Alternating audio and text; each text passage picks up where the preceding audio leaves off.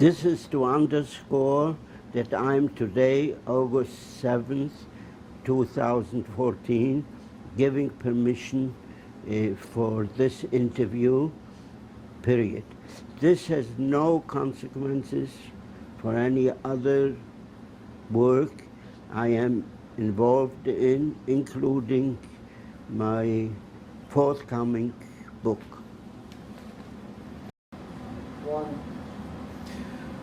Would you please give us your name, your place of birth, and date of birth? My name is Mendel Liben, and I was born in the town of Konin near Poznań, and I don't know the exact date of birth.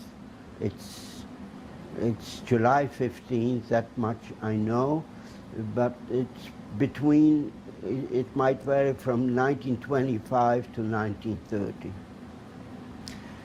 Tell me a little bit about the town that you were born in, Mr. Liben. The town was about a third of, it had about 3,000, the size of the town when the war broke out was around 13,000, and of those were about 3,000 were Jews, and probably 1/3 were more or less religious, and 2/3 were non-religious. And what should I want to say? And I question it's even the non-religious people, for example, kept their stores shut on Shabbos, and with a few exceptions. I started until the age maybe of 3 or something, I spoke only Polish at home. And afterwards, I started going to Cheder. I don't remember exactly, either I was 4 or something thereabouts. There was such a private tutor. He had a Cheder for little kids. From there, I started going, when I, so to say, graduated, I mean with quotation marks, I went to a Cheder called Yesoda Torah, which was a chain in Poland. It was sponsored mainly by the Aguda Sisor. In our town, there were 8 steady minyanim. It means 8 places, and 7 out of those 8 were Ashkenaz, and 1 was Sfard, which was Hasidic, and the followers generally were the Hasidim of Ger, which in Polish is called Góra Kalwaria, where you have nowadays, you have in Israel and also in this country, the United States, Ger Stiebler. And there were a few, altogether in that base filler, about 70 Barbatim, means married people, besides bachelors and children, and where almost all of them were Ger Hasidim, except a few were, about 4 or 5 were Alexander Hasidim, or maybe 1 or 2 some other, like Sachsenhausen Hasidim, but they didn't have a quorum, that means a minyan, so therefore they davened in the same shul. Out of those 70 Babatim, not 1 survived. And in my book, I described when the Germans, and the war broke out September 1st, and the Germans marched into our town, was on the first day of Rosh Hashanah, on a Thursday, makes it about the 13th of September, and we were in the middle of davening, and they broke in, and the way they behaved, I described in my book of memoirs, what they did and how they did, but fortunately nobody was shot, although people thought that right away they'll shoot anybody, because it was only when they entered, right away they announced that people shouldn't gather more. I don't remember how many, 3, 4 people. They probably had those leaflets ready from before. And here they found a big crowd because there were some people from other towns. There might have been 120 people there, I don't know. And they interrupted the services. They said they're going to shoot everybody. And the way I describe it in the first few pages in my memoirs. Tell me a little bit about what your parents did. What did your father do? My parents had a store of, here in this country you would call it the hardware or kitchen utensils and glass utensils. And what else do you want to know? And when did the deportation begin? And was there a ghetto in Konin? No. On 30th of November 1939, they came to our house. There was a German policeman accompanied by 2 local Germans. It means they called Volksdeutsche. It means ethnic Germans who wore. They didn't have uniforms, but they had rifles.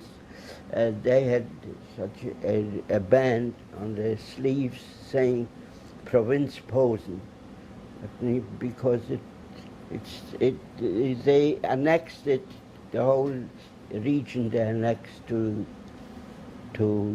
Germany, and the guy told us, you have 20 minutes, you have to pack up. In about 3 hours, in 3 days, you'll come back, which never happened. They assembled the Jews in some barracks and a few other places, and late at night, they put us on cattle wagons, and we're traveling for 3 days, about 3 days, till this was on a Thursday night. We traveled till Sunday noon, and ended up in a town called Ostrowiec, which is in central Poland, and there we received very friendly at first, but later on things got worse and worse, because at first people thought that the war will last only a few weeks, from the weeks where it gathered months and then years. Was the family still intact when you reached central Poland? I was the only one at that time. I was with my parents. We were 6 children altogether. 2 were married. One had already a child before the war, and since his wife came from eastern Poland, not far from Vilna, so he went there with his wife and his child sometime in November, and I never met him afterwards. One sister was married in 1939. By the way, that was the only wedding which I attended. I was still in Cheder at the time. And she married at the beginning of February. And by the end of November, her first child was born, which was afterwards, after 3 years, it was shot together with her mother. When you arrived on the cattle cars in central Poland, what occurred after that to you and your family? Where did you go? Which camps did you go to? It's too much complicated. I describe everything. I can't in 2 minutes tell the whole story. It so happened that he had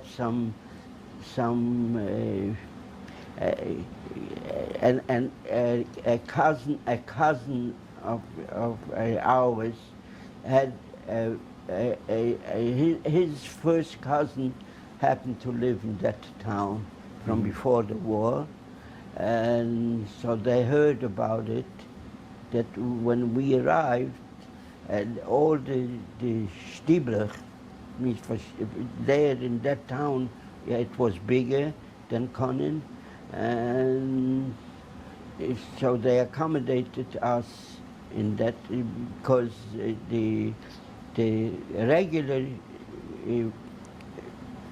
places of worship were not active anymore, so they settled them there with an uncle of mine. Mm-hmm. And your eventual transfer to the camps, how did that work? You went into Stiepels? Then slowly. It was very hard times. We had very limited money. It was very hard to make a living, and you had to live in cramped quarters. And how long were you there for in this area? This was till in 41, sometime in 41 in summer, in spring. In 41, they made, no, even before that, they had there was one part of the town, they said this is the Jewish section, but there was no ghetto. So the Gentiles from that section had to move out, and Jews from the Gentile section had to move into that place, but they didn't have a wall. And later on it got harsher and harsher until in 42, if you passed it, although there was no gate or anything, you could have been shot right away, because you were not allowed to leave the Jewish section. Afterwards, that's when came the expulsion. They sent away the Jews. That was in October 42. They sent transports to Treblinka, but they kept it such a secret. Nobody knew what happened, and but we went into hiding, where under such bad conditions is unbelievable, because we were in hiding with a child which wasn't quite 3. We were afraid she should make a noise. Here again I describe all this in the book. So the town that you were in, with the Jewish section, what is the name of this town again? I can give you the spelling. It's the official spelling is Ostrowiec,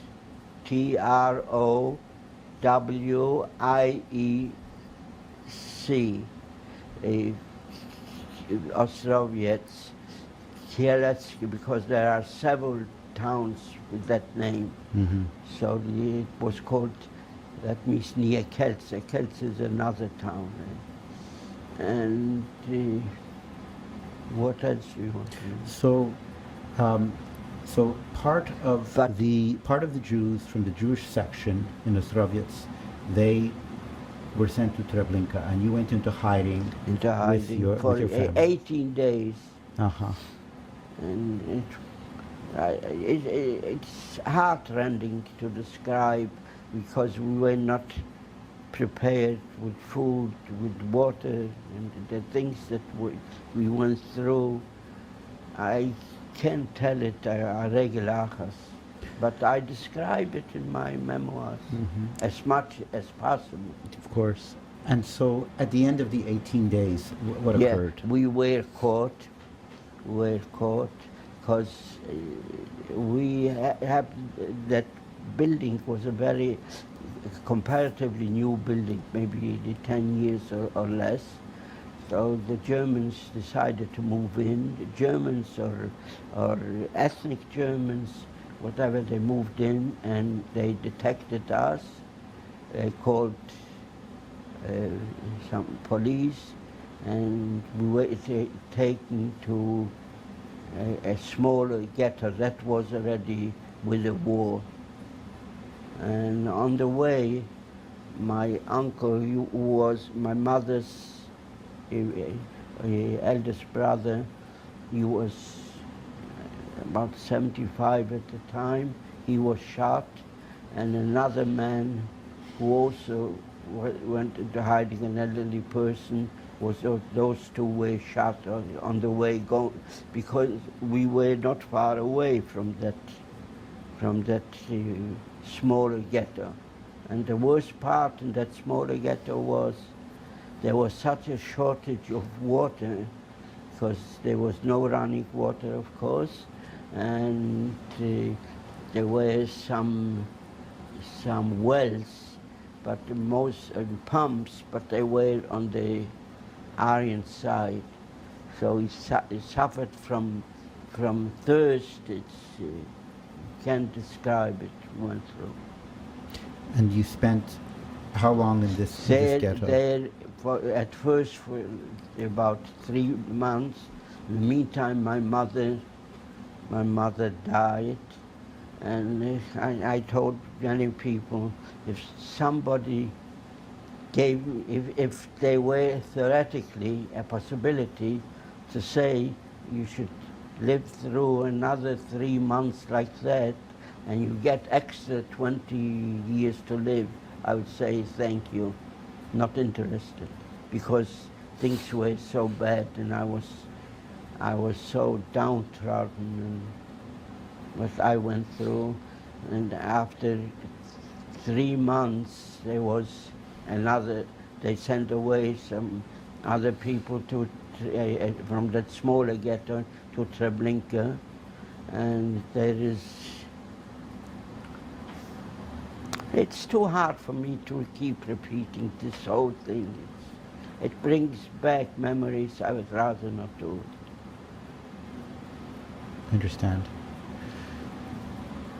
But perhaps we can move simply to... You'll probably find it in Spielberg's, where I was interviewed, and in my memoirs, if there might be duplications. The memoirs haven't been edited yet. But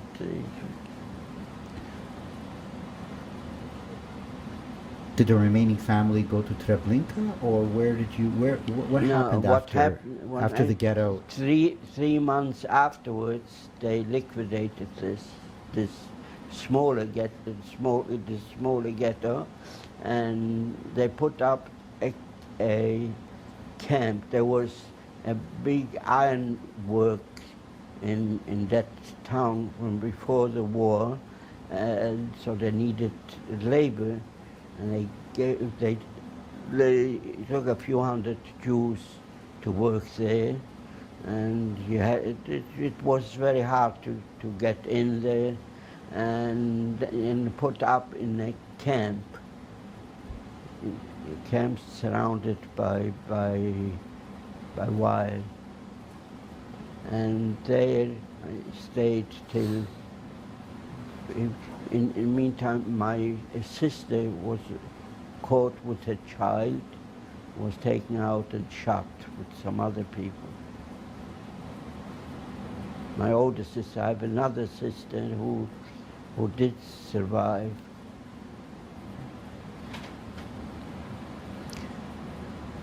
And after this most horrible time in this ghetto, where did you end up then? So we stayed in that camp for about 15 months till the beginning of August 44.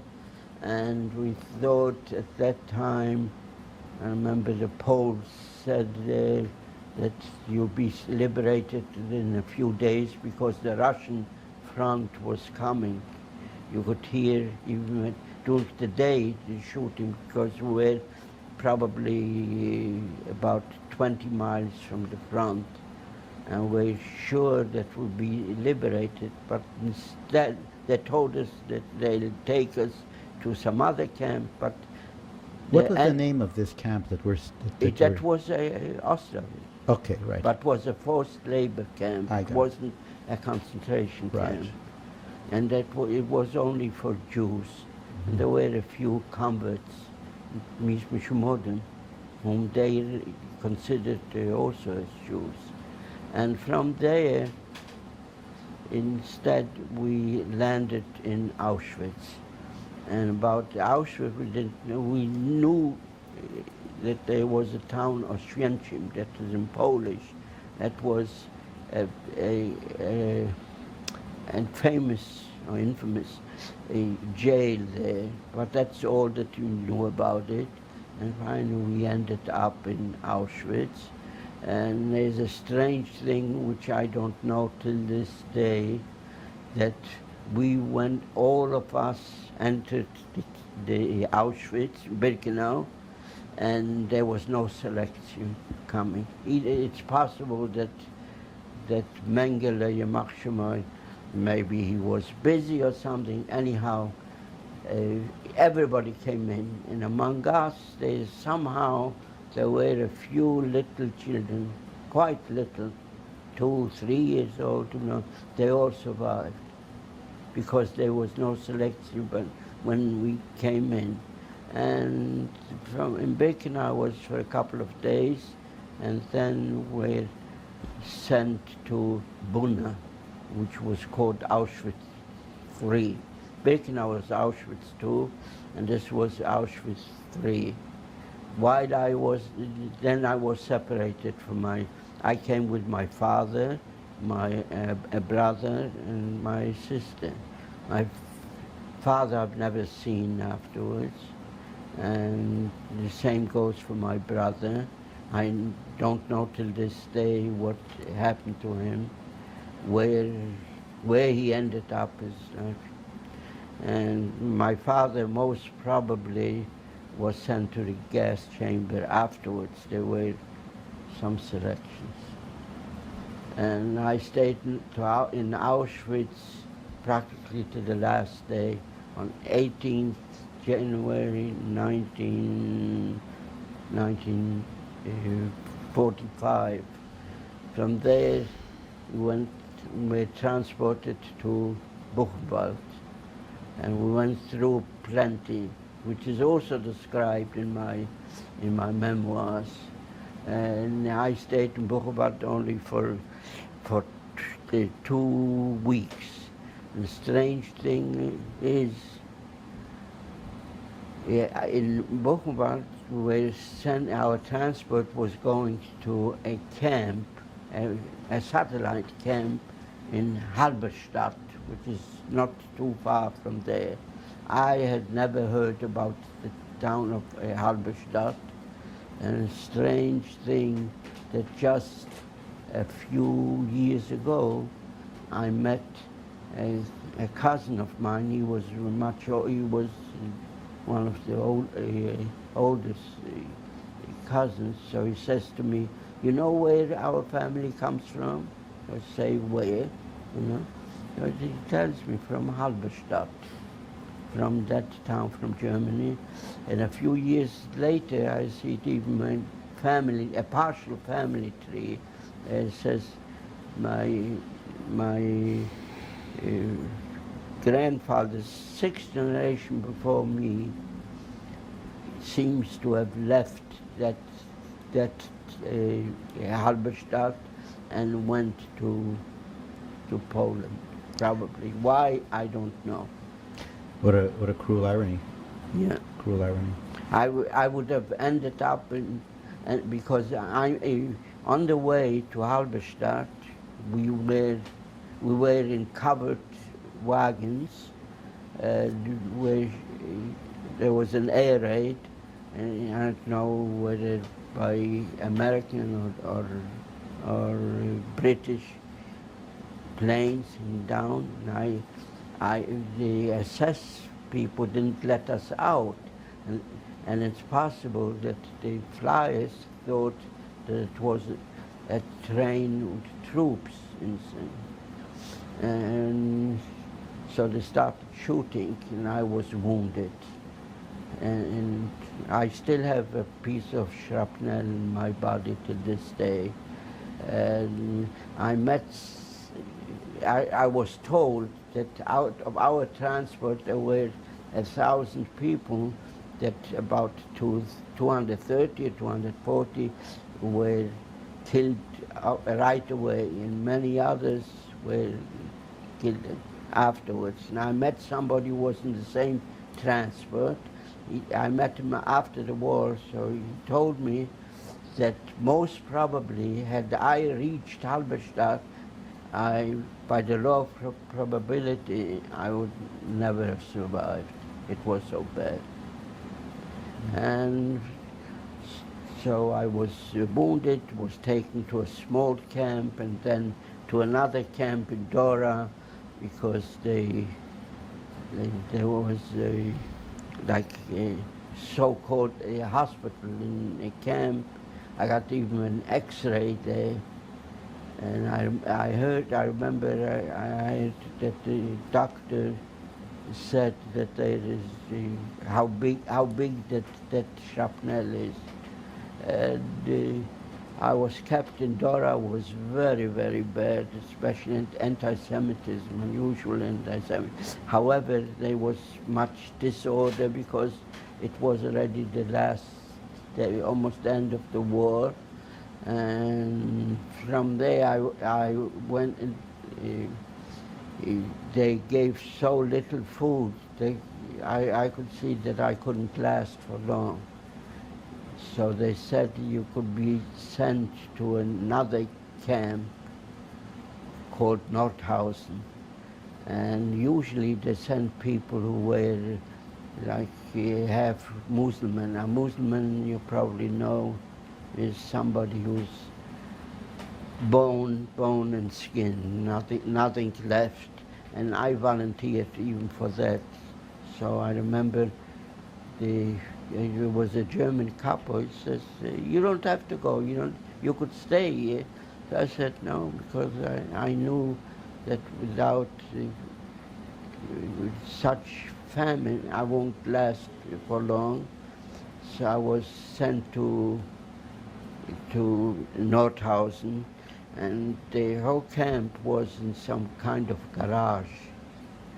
And when I came in, there were some dead bodies lying there, so I had that wasn't a good invitation. But somehow, a few days later, every day counted. And the end was that I don't know till this day, it was bombed. That place was bombed unbelievably. Probably 90% of the prisoners were probably killed by Allied bombs. And finally, these are Allied bombs. Allied Yeah. bombs. Yeah. The end was. It took about a few days. There was like an interregnum. There was nobody there because the whole camp was a heap of ashes. And after a couple of days later, Americans came in. That was in April 11, 1945. Yeah, I forgot to tell, for example, I had a brother, and I said when we were chased out from my hometown, he wasn't home at that moment, and the end was he went and tried to get into our apartment, but he was denounced by somebody, and so he was sentenced for a few months jail. Though he was a young, still not an adult yet, so they sentenced him only for 4 months. But instead of freeing him, they sent him to Dachau. So he came to Dachau in 1940. After there he landed in, all Jews were in the so-called Strafkommando, that means a punishment team. And after 4 months he was sent to Sachsenhausen, near Berlin. And from there we used to get mail to Auschwitz, but it was always the same story. It had to go through a censorship, so there were just a few lines, I'm all right, and my mother said for days she spent crying about the child. And when I came to Buna, to Auschwitz, I met by accident, I met somebody who recognized me, that I resembled my brother so much that he was with my brother in Sachsenhausen for a few years, and they sent all Jews were sent from Sachsenhausen to Auschwitz still in 42. So when I arrived, I found out that he was a few kilometers away from me. But I never met him. But we met after the war. Mm-hmm. That is a synopsis of... Mm-hmm. So tell me, Mr. Liben, when you were liberated by the Americans, Yeah. what occurred then at the liberation? What occurred? Where did you Ask go? me specific questions, Okay, so and I try to answer. Very good. So where did you go after your liberation? You went to a DP camp? Not right away. It took some time. Mm-hmm.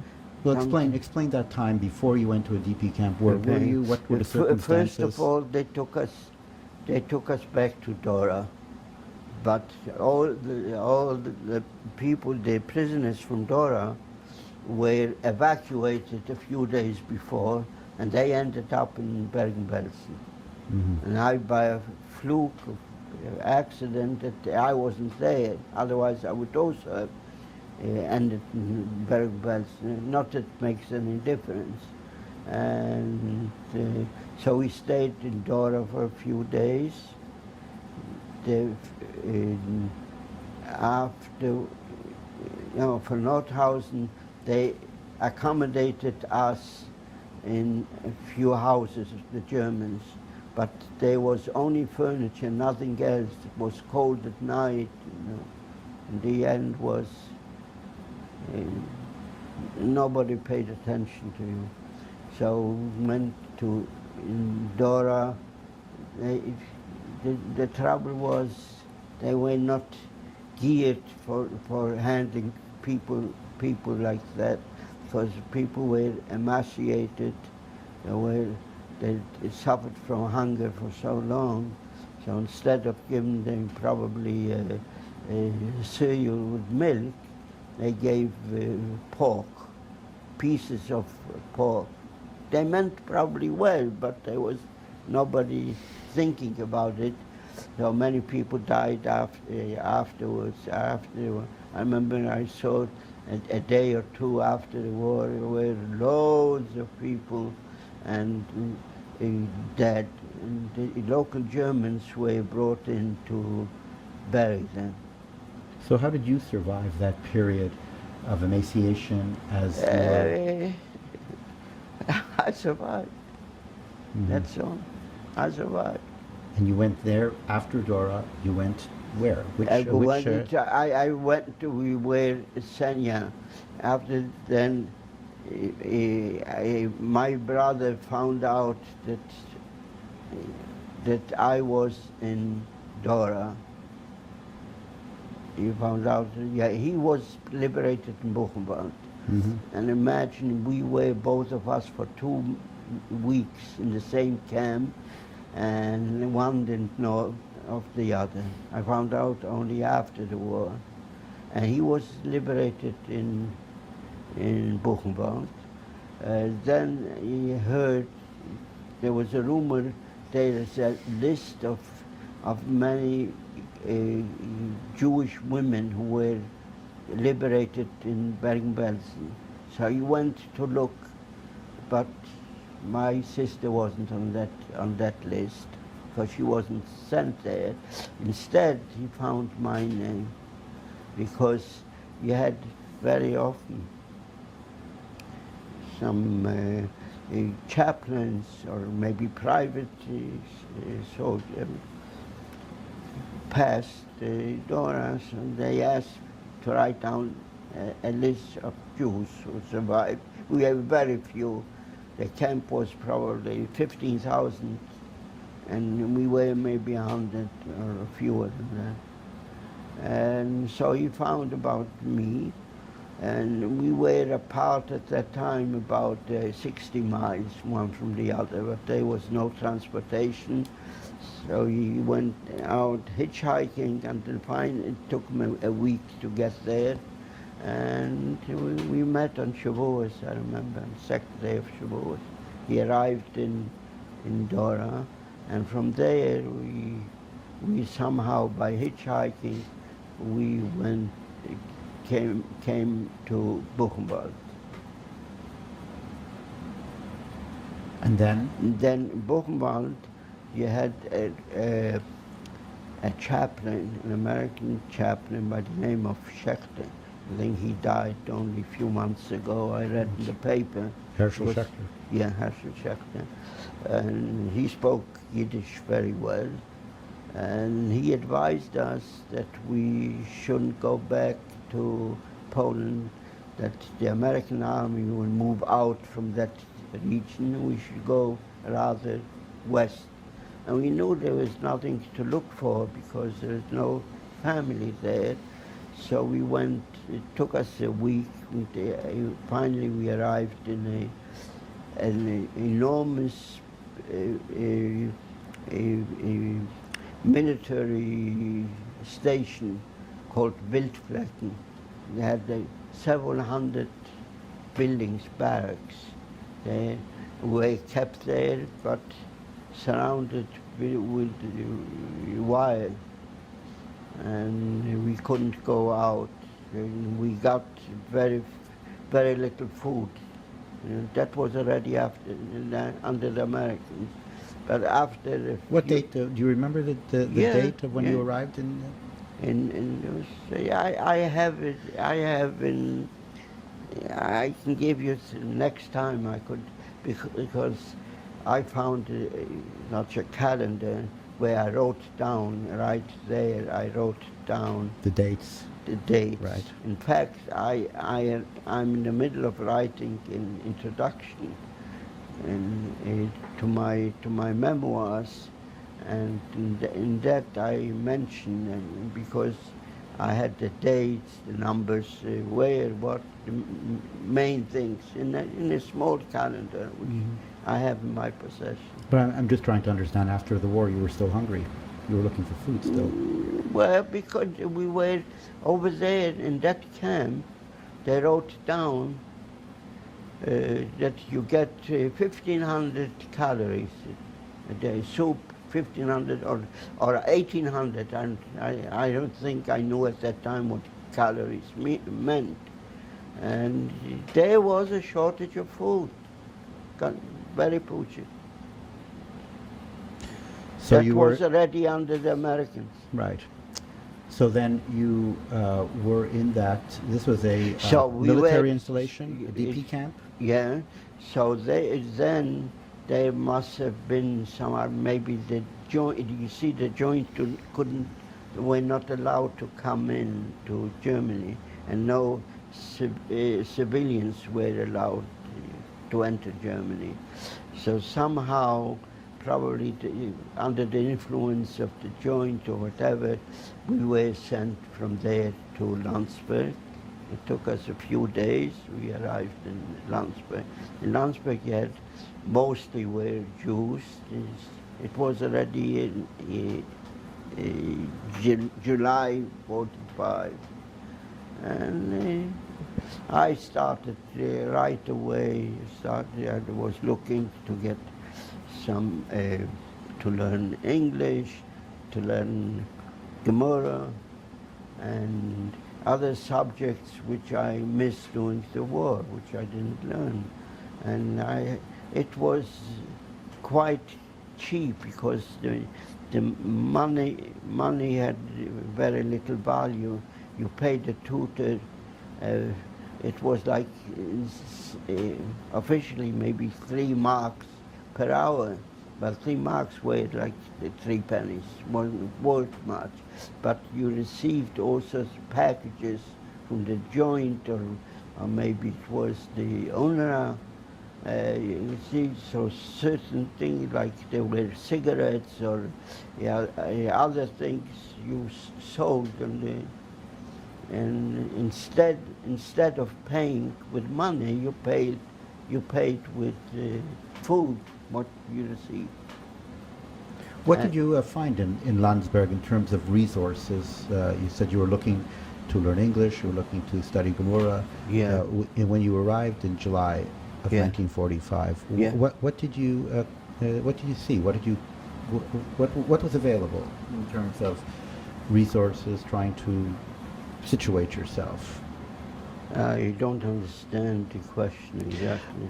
What exactly did you find in terms of possibilities to study Gemara, for example? Did you find I there were had yeshivas with private. already No, with yeshiva, with private. I had, that was inculcated in my soul. My father always did. Don't waste time. So I studied secular subjects and religious subjects. I didn't waste my time.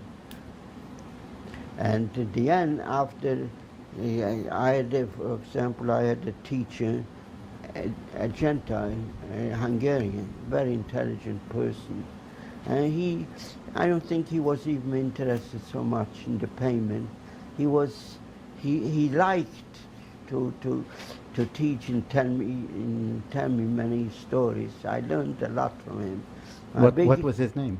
Well, in subject, in mathematics. No, what was his name, this gentleman?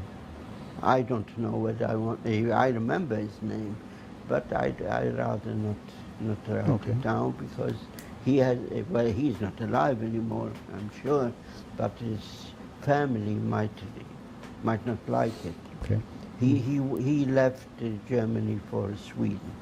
He was the way he told me, he was a big shot in Hungary.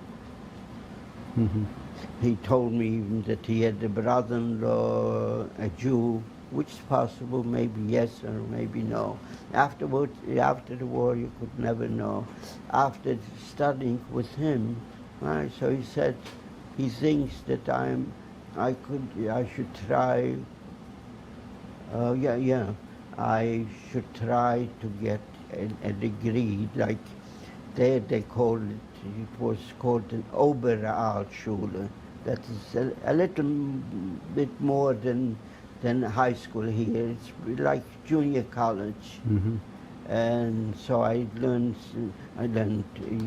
it needed yet to have 2 languages. So I took English and French. But my biggest shortcoming was you couldn't get, for love of money, you couldn't get a textbook because they didn't print. And he used Hungarian textbooks, but I couldn't read Hungarian. Mm-hmm. So I picked up German, French, a little bit of Latin, and finally, I had to get special permission.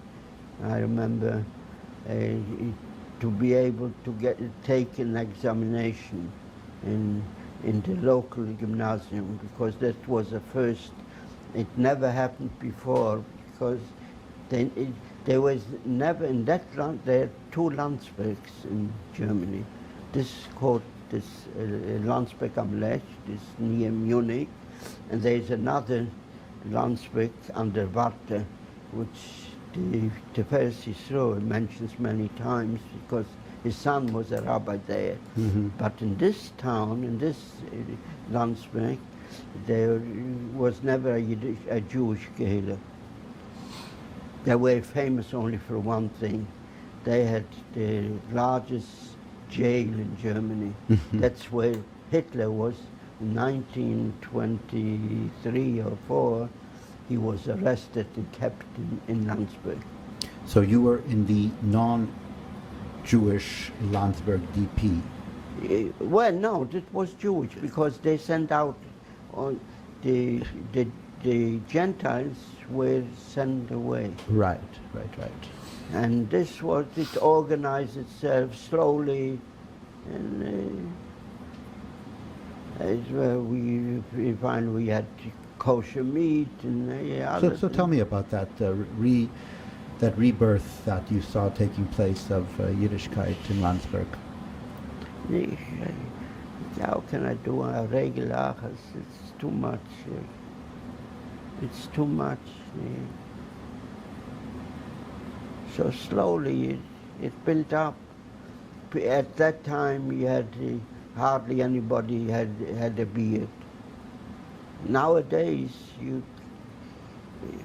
for example, if you look at that picture that you showed me from the mikveh, they're probably the boys mostly they were old enough to have beards. Nobody had a beard. There were some exceptions, some rabbis there. Mm-hmm. And did you participate in the Jewish life, or were you? Because there were yeshivas that were in Landsberg. I learned with in fact, somebody who had a shiur with me every day. He happens to be still alive. He was a few years old. He's already in his 90s. He still lives. All the other acquaintances are all gone. Mm-hmm. Mm-hmm. But he's still ticking. Mm-hmm. And I had one person, then another one. We learned Bechavrusa. I know only one thing. I didn't waste my time, not at all. I was quite busy there. And what were you busy doing? So you were busy in Landsberg? I studied. Studying. Later on, they had a committee there. I picked up English already. I could write pretty well. I couldn't talk so much, but I could write it. Written English, so sometimes they needed me to have translate. And you mentioned that you knew Mr. Berish Erlach from Landsberg. He was in Landsberg. I met him in Buchenwald, to be exact. When you were, this was during the war? No, after the war. You met him. After the war. Yeah. And you met him again in Landsberg? Only I met him in Landsberg. That's the first time. We were in the same transfer. Till from Buchenwald we were in the same transfer. And did you notice in Landsberg kind of, in terms of the more frum community, did you notice some of the things that were occurring there with the various rabbis? And you mentioned Rabbi Rosenberg as well. There was more a military chaplain. Yeah, he wasn't a military chaplain. He was sent by the joint, I think. He had an assimilated, that's what they call, I think, an assimilated rank. He to wear a uniform. Uh-huh. Right. I remember even in 46, Rabbi Laser Silver came to Germany. I understand he had to put on also a uniform Mm-hmm. because no civilians were allowed. Oh, well, quite a few people wore uniforms at that time. Do you remember the visit of Mike Tress to Lundsberg? No. Mm-hmm. And so how long were you in Lundsberg? In Landsberg about 4 years, till what was it? May, the end of May 49. Mm-hmm. And tell me what occurred with the leaving Landsberg? What was the process to leaving Landsberg when you finally immigrated to the United States? Because what happened, Truman was president at the time, Mm-hmm. and they passed a special law to let in 205,000, that's what I remember, refugees. Mm-hmm. Not only Jews, others also. Mm-hmm. I was also registered, and so came my next, and so I came with my brother. In But 1949, you left. In 49, but he's not alive anymore. Mm-hmm. And when you came to the United States, what was the situation when you came? To the United States. I probably my assets were worth maybe $20. That's all. Because how? We give him like a goodbye present, I think from the joint, a package. And there was cigarettes. Cigarettes were like cash, was American cigarettes, and maybe some other things which I didn't go for. Yeah, slowly started eating only kosher. Mm-hmm. But it took a while, not right away. It took a few months until you started eating kosher. Mm-hmm. At first you ate turf. Mm-hmm. So we were talking about your leaving Landsberg. So you came over in 49 to the United In 49. States. And you came over to Brooklyn? My or? property was then probably $20, Mm-hmm. and so on. Mm-hmm. And a few things which I acquired, some books. I went through, I forgot to tell you, I took that examination in Landsberg in that local high school. Mm-hmm. I had to get special permission because I didn't attend the school. So I remember I had to go to Munich. Munich was for the whole state. And there I went to some, in a high office. So he says, there's nothing we can do. Yeah, so I had a problem.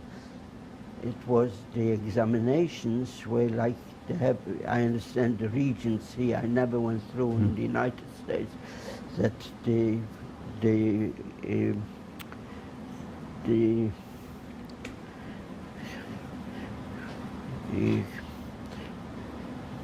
that the assignments come from a central point, like Right. here you will get from Albany. Right. And there, they had a similar system like this, and it so happened that the first day was on Shavuos in 1948. So I couldn't, and not only that, in case they attended Shabbos, they also attended school. I didn't attend school, so the only thing I could go is go to Munich. I went to Munich. He was very sympathetic, the guy, a big shot. I said, there's nothing he can do. So I said, all right, so I have to give it up. But they didn't like in those days, because here on one hand, the Germans kept accusing the Jews there with the black market. And here you have somebody who wants to learn, and they don't give him a chance. So before I leave, he says, go to Oberrabbiner, I think Ornstein was his name. I used to hear him on the radio. He spoke on Fridays, spoke German very well. And I come in to ask, maybe he can help me about it. He sits bareheaded. But he understood. He understood my feeling. So he wrote a letter, I know what, and he wrote a letter to that ministry that probably that they should allow me. And I asked him while he was dictating to his secretary, so I said, I want also in case it is Shabbos, I shouldn't have any problems. That he did, that I have done. So finally I got a special permission. Probably the first time in their history. So usually those assignments came in sealed envelopes, and were opened. I think they have it here also, the similar system. They were opened by somebody from the ministry and from the school just before the examination. You shouldn't do any monkey business.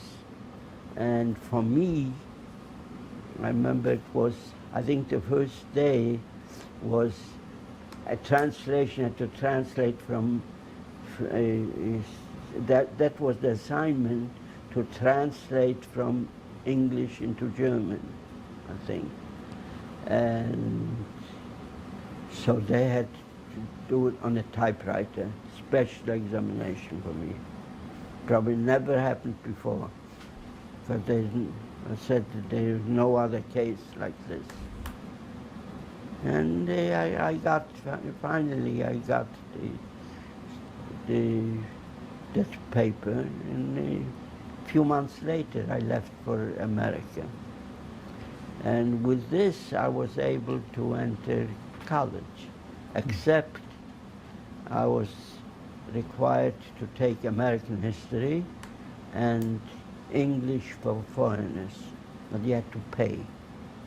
And go in college was, in those days, I had no assets and nobody who could support me.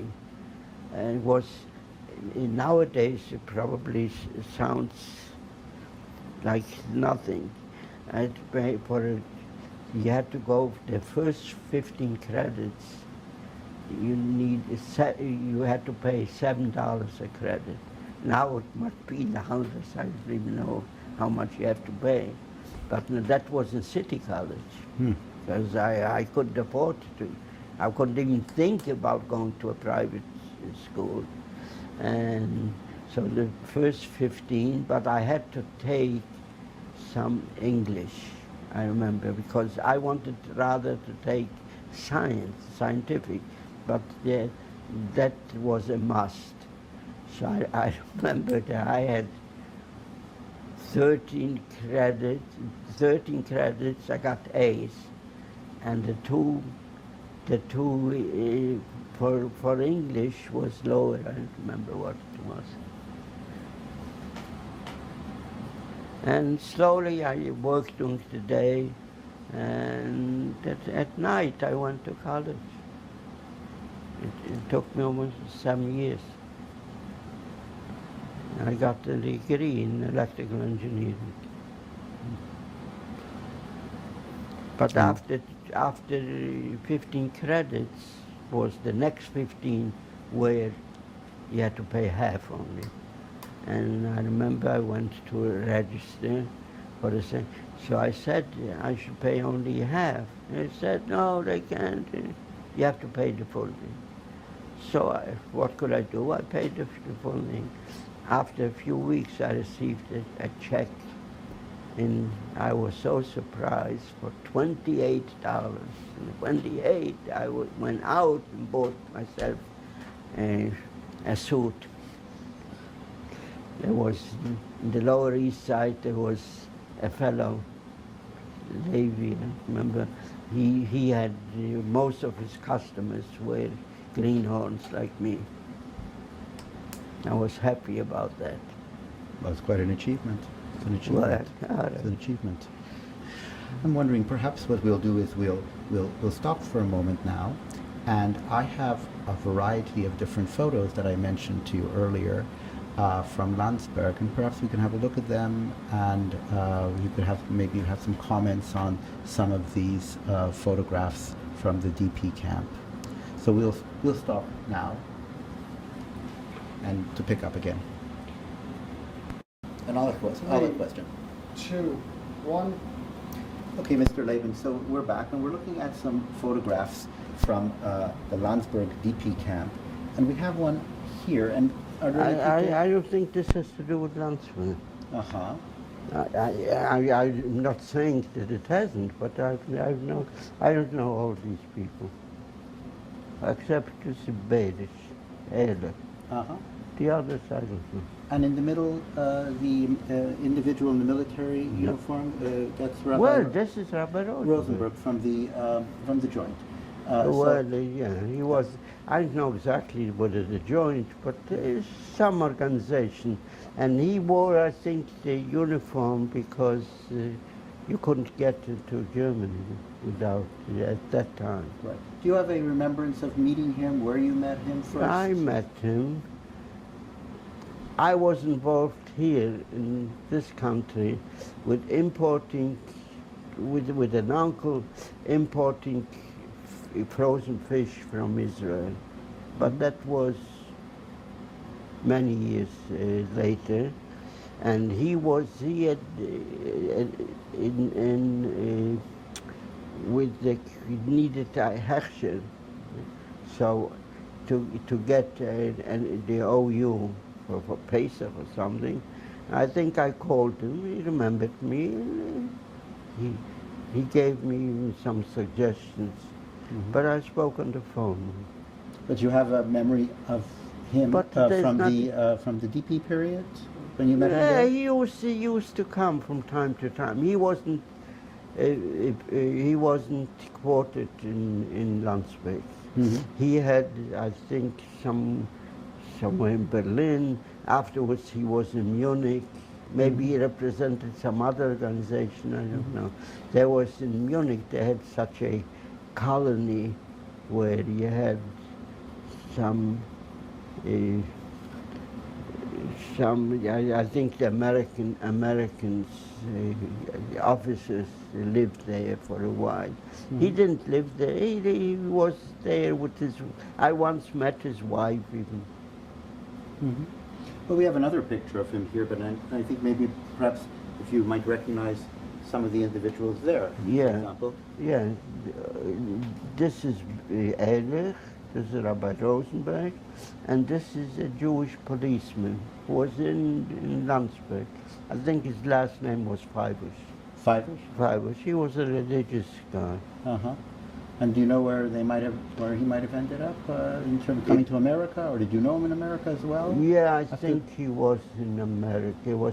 And went back, I think, to Switzerland. He died young, I think.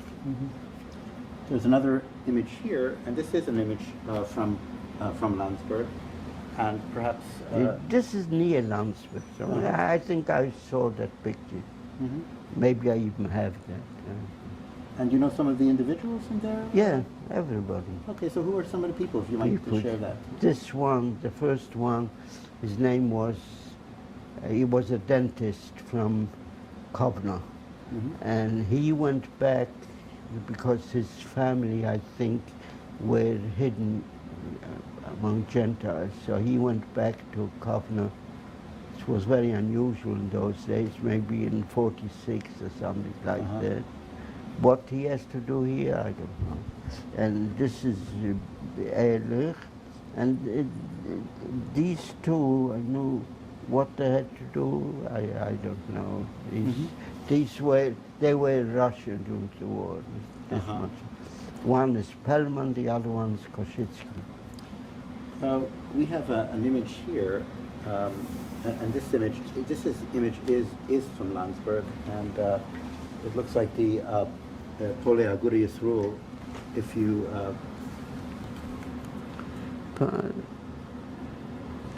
I doubt whether he was part of this Josip Karmel is here again. Uh-huh.